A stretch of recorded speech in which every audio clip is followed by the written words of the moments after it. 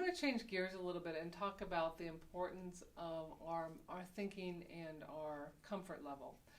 And just do this by way of describing a gentleman who I knew some years ago, and I've been treating his family for years. They had 5 kids. I had treated his wife initially, and I treated a few of their kiddos. And he finally came in to see me. He was a lovely guy, really healthy, and he had had lower back pain, right around this area, around L, the third lumbar. The fifth is the lowest, and the first is kind of below your ribs. So right here, just on the right side though. It had been there for years and years and years, and he had been to some of my favorite practitioners in town. He'd been to some great massage therapists, he'd been to some other good chiropractors, he'd been to acupuncturists, he'd been to facet injection pain management specialists, he'd been for orthopedic surgery evaluation, neurosurgical evaluation, and nobody could come up with anything, nor could they mitigate his pain. So this happened to be a Friday night. He came in to see me, and he was my last patient of the day. And I remember this so vividly. I realized, Kelly, you're not going to be doing anything new for him to get rid of his back pain. He's already seen some great people and some great physical therapists as well for strength training.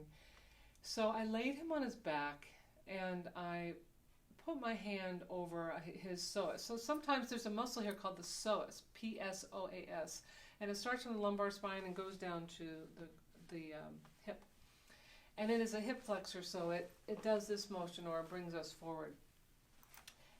I put my hand on his psoas, just gently to kind of palpate if there's any tenderness. And all of a sudden, in the corner of my eye, I notice his right leg there's a little tremor in his leg, just a little nervous tremor. Not going on the left side, just on the right side.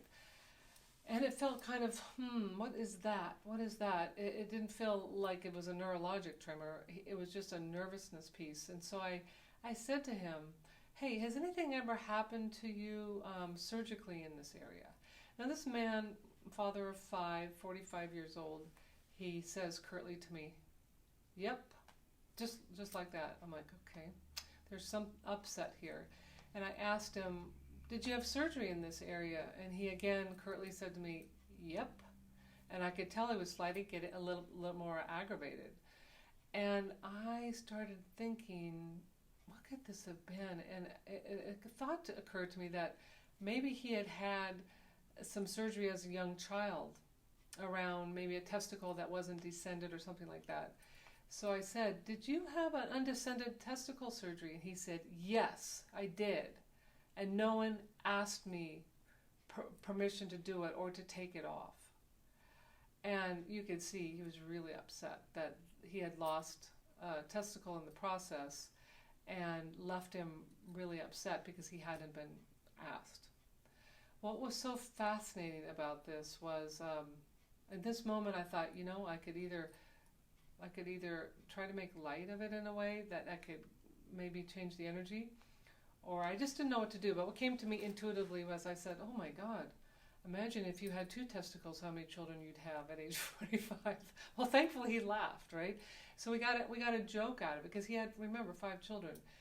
And I said to him, I put my hand over the psoas and I said, you know what, I can promise you that nobody is going to take anything away from you without your permission now as a 45-year-old man.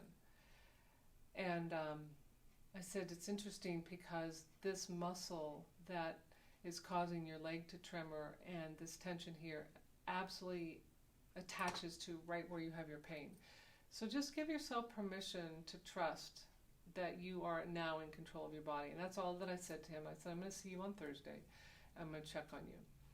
Well, he left, and when he came back on Thursday, now this was 4 days later, 5 days, 6 days later, he said, you know what? I haven't had any pain since we talked. It was really fascinating because in that moment, he relaxed. He let go of his defensive reaction over that right testicular area, and that muscle that went from his hip to his third lumbar in the front stopped contracting.